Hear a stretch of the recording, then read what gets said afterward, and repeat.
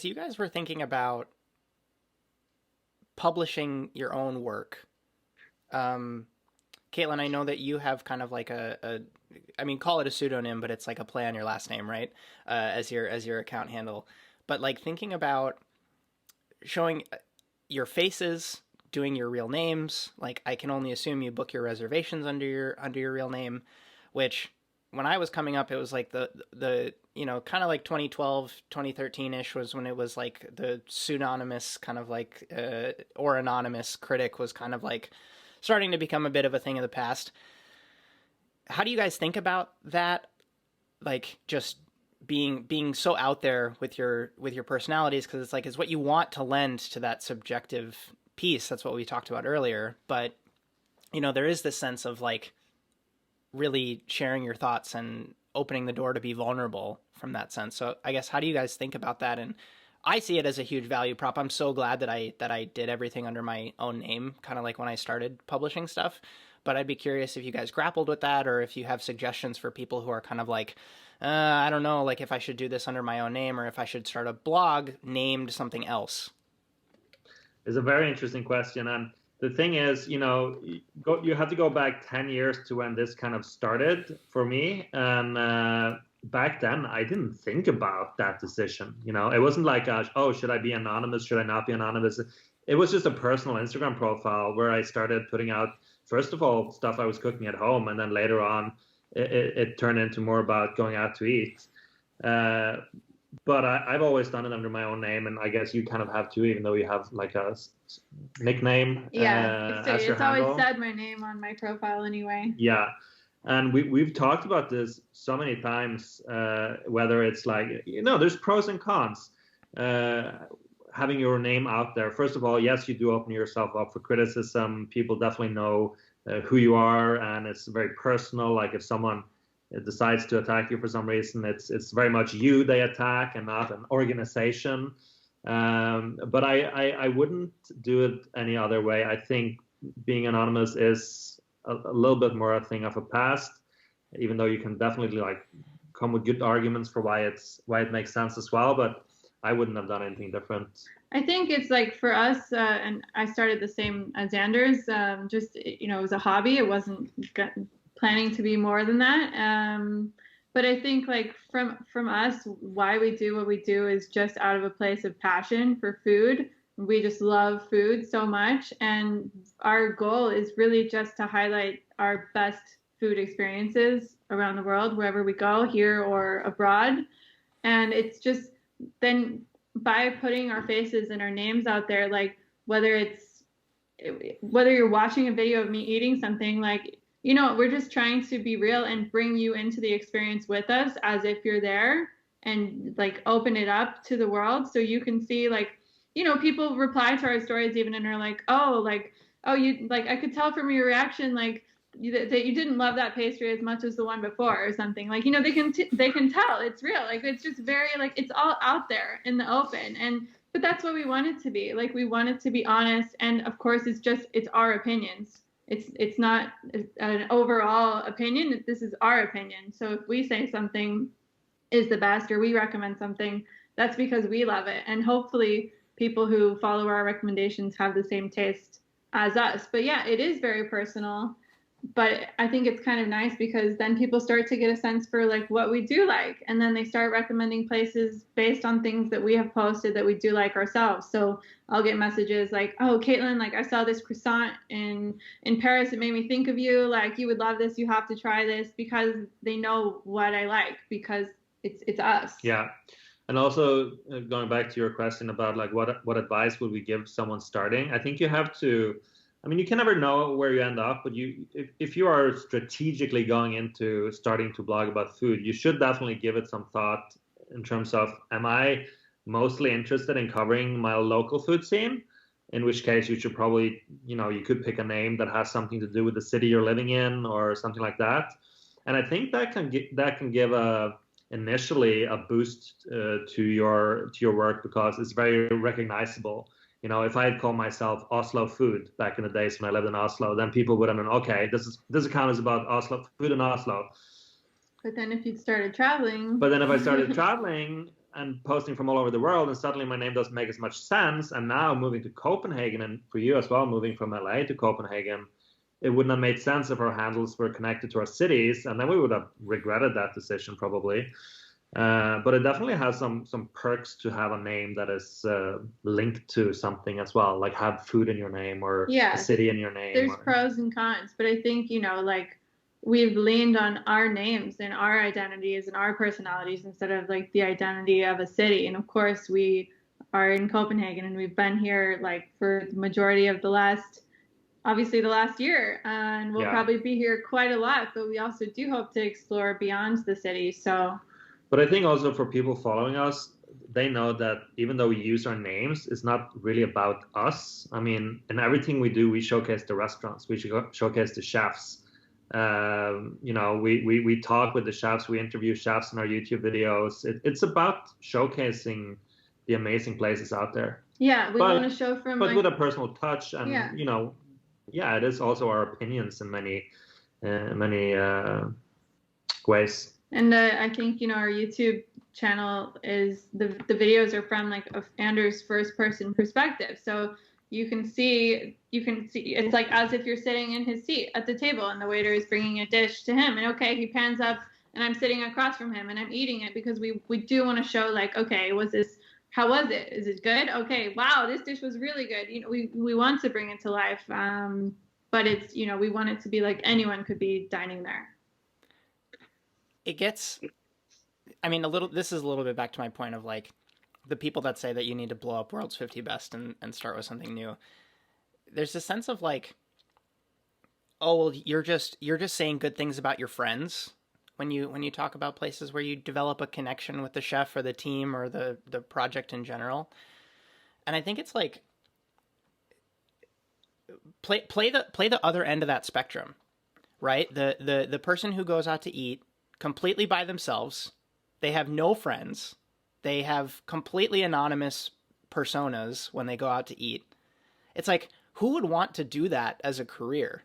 Like it's just it's so funny to me that like that ends up being the thing that people are like, because the opposite of what we are talking about, from the sense of like, when you go to a city, if you're in New York, you're going to go see your friends in New York, you're going to go eat at their restaurants, you're going to have experiences there, and you're going to share and put them on blast, and like it's like the gas your friends up thing, like you want to show your homies the love, but then it like gets misconstrued as this thing where it's like, oh, well, you're using your platform to just put your friends on, but it's like, of course I am, kind of thing. So it's like, do you guys grapple with that at all, especially knowing that you're doing this under your own name? And then I have a quick follow-up question after that too. I think for us, I don't know, so far at least, I think for us, like, we become friends with people after we've gone to a restaurant a bunch of times. And if we've gone to a restaurant a bunch of times, that's because we love it. So then if we're posting about it, like if we go, like, I don't know, you know what I mean? Yeah, I know like, what you mean. It's like, well, why do we become friends with people? It's because we've become regulars at this restaurant because it's so good and we can't get enough of it and we can't stop posting about it. And now we're friends with the team there. And of course we're going to keep posting about it and recommending it. And naturally, your experience going in is going to be different than someone who's never stepped foot in that place before, and it's, people just get it twisted, I think. And I think that's also an argument for why you should never just take one person's opinion and go with only that. Like, no, you shouldn't just use our recommendations when you visit Copenhagen. You should probably check with a couple of other people too, because obviously we're going to be skewed in one direction. We have a particular taste, like this is what we prefer. And of course, when you're a regular at a restaurant, you enjoy it more because you treat it as a friend when you enter, right? So you might go there and not have as great of an experience because you're not friends with them yet, or you're not recognized when you enter, and everyone wants to like feel welcome. So I think just doing research and checking multiple guides and checking with more than just one of your chef friends before you eat in a city is a good idea. My follow-up question was going to be in relation to you two effectively working together, right? Like you guys, live together, you work together.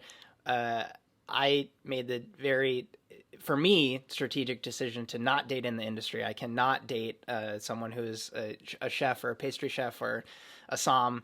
How has that been? Like, how do you guys grapple with that? If someone is working with their partner, do you guys have any advice that's been helpful for you? Well, yeah. It's only a problem when we're talking over each other in podcasts. Yeah. Well, First of before all- we started talking, you guys referenced yourself as a singular unit, which is amazing. But at the same time, it's like I can only imagine that comes with conflicts at certain points in time. So No, absolutely. But I mean, the thing is, we both have been in relationships before we met that was not related to the industry. So we know, the challenges with that. And we know the pros and cons of being in the same industry and doing the work together as we do. And now we've even had to do the work together from our home the whole year, Like, literally confined to the same tiny apartment nonstop every day. No, I think for us it's just like we happened to meet each other when we had already been doing the exact same thing across the world, and we both were pretty committed to that lifestyle. And all of a sudden we had discovered, oh my gosh, there's this male version of me in Norway who's doing exactly what I'm doing, and he's as crazy about food as I am. And like, I think we both were the single diners a lot of the, even if we were in relationships, regardless, like I think we were the party of one at the restaurant, and that is not as fun. And it's just, also, it's a lot more work, I think, doing this alone than doing it together. And now that we are a team, like it just made so much sense instantly. Like pretty much after we started dating, we combined forces because, okay, now Anders can take the photos and I don't have to worry about the camera, which I'm not as comfortable with. And I can write notes at the restaurant and be remembering those details. And Anders can be filming, and then I can do more of the writing. And we split the tasks in a way that, like, now we can get more done because there's two of us instead of one person each. Yeah, I mean, overall, the pros really outweigh the cons by a lot. But we just need to be, aware of our situation and make sure that we sometimes, take a break from food, because sometimes it becomes too much. Like we're even like watching food shows on our television when we're not working. Maybe we should just watch something else. Maybe we shouldn't necessarily be reading Ruth Reichel in our free time. Well, exactly what I am, though. It's an obsession. But I also think, I think the hardest part is that we're always working, never working. And that is it's a dream job, and it is, and it's so much fun, and I love what we do, and I couldn't do anything else. But also, we are always doing it. Like, we are always online. We don't have a holiday. Our holidays are our work, because even if we wanted to, even if we said, okay, we're not going to work this week, and we go to, what are we going to do? We're going to plan a trip around food. And then what are we going to do? We're going to document it. We're not going to just not document it. That would just be like kicking ourselves in the feet. Our most nights off are when we go back to a place we've been so many times that we couldn't care less if we took a photo of the food. Yeah. We might still take a photo of the food with Instagram stories. We might still take a phone photo, but the point is we don't have to, Yeah, it's more like leave the camera at home and go out without, you can drink an extra bottle of wine because you don't have to be focused, you're just relaxed. But the thing is, how this whole thing started for me was going on holidays and eating crap food and being sick and tired of it. So I would start, back then, 15 years ago, I would maybe start doing the research while on the trip. Horrible idea, of course. And then what did you have back then? You had TripAdvisor, and maybe that could at least guide you to where there was a restaurant, but you had no clue if it was a good restaurant, and maybe there was a photo or two online. What were you both doing for work when you started? Because you both mentioned that you weren't doing this, originally for dollars. Yeah. My background is marketing, and I was working in sales and marketing, first for an IT company and later on for a newspaper. So I had a little bit of an idea of the whole media world, but food was definitely just a hobby. And at some point I decided to make it my job. You were kind of fresh out of I was college. a student. I was a student in New York, living in New York. I'm from LA, but was in New York when I started an Instagram.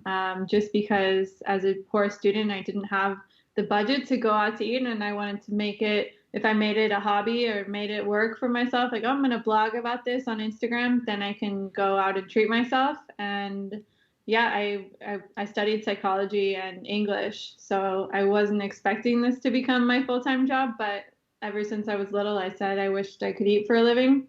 So it's pretty sweet that it's worked out. But back to the the trip planning, because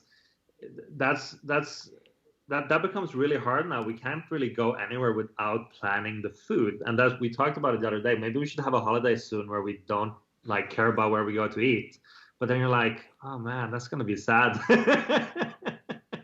It's not what's the point. It's just that it's so beneficial to structure a trip where around those premises, because it's like you have to eat 3 times a day or 2 times a day, depending on the person, right? And so it's just easier to if you're going to Paris and you want to go see a certain site, at a certain time of day, where are you going to eat lunch around there? And to your point a little bit, Anders, you can just go to the first place on the corner, and potentially have a really bad meal, or you could just do a touch more work. It's really not that much time. It's maybe 45 minutes of extra work to figure out this is actually going to be a really memorable. And it's you hear stories of so my dad just retired, and he tells me stories about his unfortunately his health is not great, and all he wanted to do when he retired was travel and eat.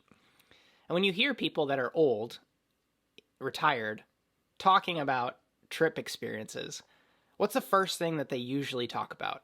Is something that they ate, usually. It's some sort of food experience. And so I don't, I'm trying to give you some moral support there. It's actually you're planning your trips in the right way.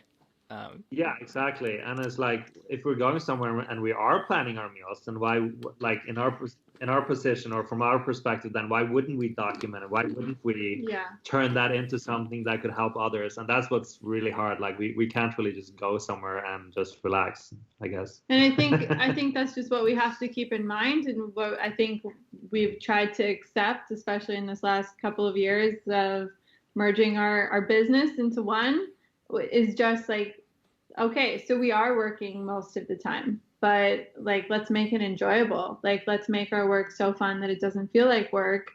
And that, I think we have such a lucky life, and to be able to go travel and go to these places. And yes, we have to do the work of documenting them and writing about them, and it's a lot more work than people think, but it's, I guess one of the best holidays we've had recently was when your parents were here, because we spent 2 weeks just going to places we had been, because we just wanted to show them the best spots, right?